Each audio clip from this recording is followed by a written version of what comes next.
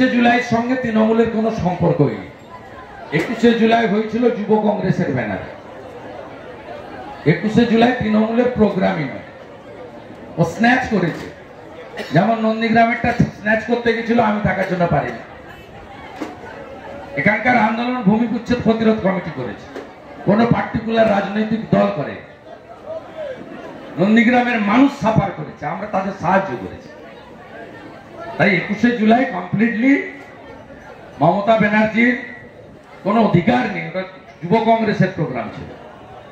আর আপনি যে কথার পরিপ্রেক্ষিতে বললেন গুলি চালানো, 21শে জুলাই গুলি চালানোর জন্য কমিশনে যিনি প্রধান অভিযুক্ত হয়েছিলেন মনীশ গুপ্ত, তাকে মমতা ব্যানার্জি 11 সালে এসে প্রথম বিদ্যুৎ মন্ত্রী করে পুরস্কার দিয়েছিলেন।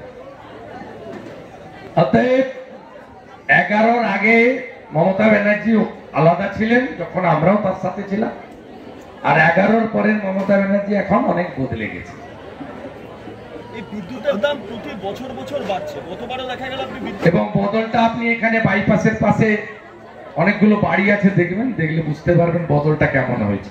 হাজরাকাটা গেলে দেখতে পাবেন বাড়িগুলো কেমন হয়েছে। দাদা 22শে জুলাই সিএসসি সামনে আপনি অভিযান করার আমাকে পারমিশন দেয়নি, ওই জন্য উত্তর কলকাতা সভাপতি গেছে। প্রোগ্রামে আমি থাকবো, কিন্তু অর্গানাইজার উত্তর কলকাতা জেলা বিজেপি। আর 21 থেকে 26 ভারতীয় জনতা পার্টি গতকালই ঘোষণা করেছে গণতন্ত্র হত্যার প্রতিবাদে পথে থাকবে ভারতীয় জনতা পার্টির কর্মী। গত বছরে আপনি বিদ্যুৎ ভবনে গিয়েছিলেন, একই বিদ্যুতের দাম বৃদ্ধি কোমোটে বসে পড়েছিল পিবি সেলি প্যান্ট পরে। মানে এই যে পরিস্থিতি কেন বারবার প্রতি বছর এক ছবি, এবং হু হু করে বিদ্যুতের মাসুলটাও বাড়ছে, কেন দেখবে? মানে মানুষ কেন প্রতি বছর এক ছবি দেখবে? তো সরকার দেউলিয়া হয়ে গেছে, বরোইং ক্যাপাসিটি চলে গেছে, সরকারের কোনো টাকা নেই, পরিকাঠামো উন্নয়নের সব কাজ বন্ধ। আপনার পঞ্চায়েত সমিতি আছে, এদের জিজ্ঞেস করুন, 15th ফিনান্সের টাকা ছাড়া কিছু নেই। এবং 15th ফিনান্সেরও টাকাতে কি করছে জানেন? আমি মাননীয় অর্থমন্ত্রীকে ভারত সরকারে বলে এসেছি, এক হাতের টাকা অন্য হাতে নিচ্ছে। 15th ফিনান্সে একটা ক্লজ আছে ইলেকট্রিসিটি বিল দেওয়া। ইলেকট্রিসিটি বিলটা কার? আইসিডিএস সেন্টারের, এমএসকে, এসএসকে, বা যেখানে বিদ্যুৎ মানে যেখানে জল উঠে বা কৃষকদের যে সেচের জল দেওয়া হয় সেখানকার জন্য, জনস্বার্থে। কিন্তু এরা BLR office, panchayat office, BDO office, registry office, revenue ইন্সপেক্টরের office, electricity office, SD office, সবার ইলেকট্রিকের বিল পেমেন্ট করেছে 15th ফিনান্স থেকে। যেমন মিড ডে মিলের টাকা থেকে, বকটুই থেকে শুরু করে সব জায়গায় কম্পেনসেশন দিয়েছে। মিড ডে মিলের টাকা থেকে যেভাবে তারপলিন কম্বল ডিস্ট্রিবিউশন করেছে মুখ্যমন্ত্রী, ঠিক একইভাবে 15th ফিনান্সের টাকা থেকে ইলেকট্রিক বিল মানে নিজের টাকা নিজেই নিয়েছে। ভারত সরকারের টাকা রাজ্য সরকারের খরচ করার কথা অন্য জায়গায়, রাজ্য সরকার টাকাটা দিয়েছে WBSETCL। এটা কমপ্লিটলি ইনসলভেন্ট দেউলিয়া সরকার।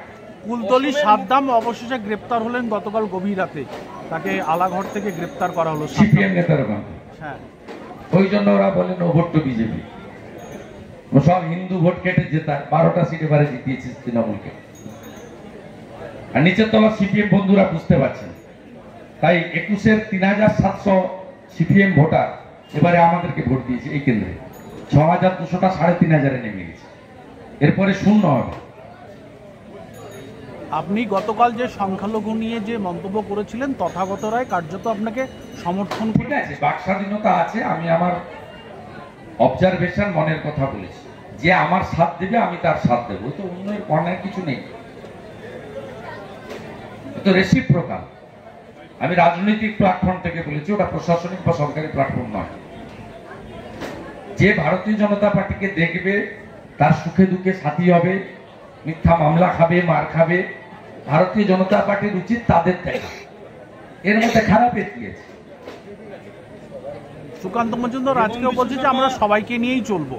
সুকান্ত মজুমদার এনডিএ সরকারের নীতি, তাই ভারত সরকারের নীতির কথা বলেছেন উনি। একাধারে রাজ্য সভাপতি, একাধারে মন্ত্রী।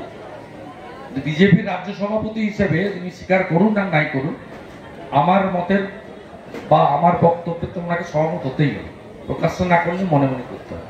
As a president state BJP, Bharat সরকারের রাষ্ট্রমন্ত্রী, তিনি for the people, by the people, of the people বলে শপথ নিয়েছেন। তিনি কি বলবেন? তিনি কি বলবেন শুধু আমাদের লোক যারা তাদের? এটা বলা সম্ভব না। দাদা, কিন্তু আমি আমার পলিটিক্যাল প্ল্যাটফর্ম থেকে বলেছি, আমি এই নীতিতে বিশ্বাস করি, এই নীতিতে কাজও করি। এটা কি এই নীতিতে আমি আমার নির্বাচন কেন্দ্র এই নীতিতে কাজ করি। এইটা কি ডিভিডেন্ড? 7 মাস যিনি জেল কেটেছেন, আমি পবিত্র করের সঙ্গে থাকব না রুকু উদ্দিন যিনি ঢিল মারেন বা নাজিমের বেটা বিজেপির পতাকা ছেড়েন তার সঙ্গে থাকবো? এখানকার লোক বলুন না তার সঙ্গে থাকা উচিত।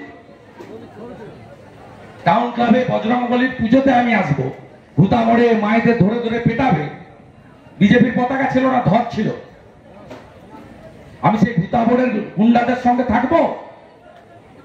না আমার সোনাচূড়া থেকে যে মারা এসেছিল পুজোতে তাদের ধরে পিটালো, আমি তার সঙ্গে থাকবো? কার সঙ্গে থাকবো?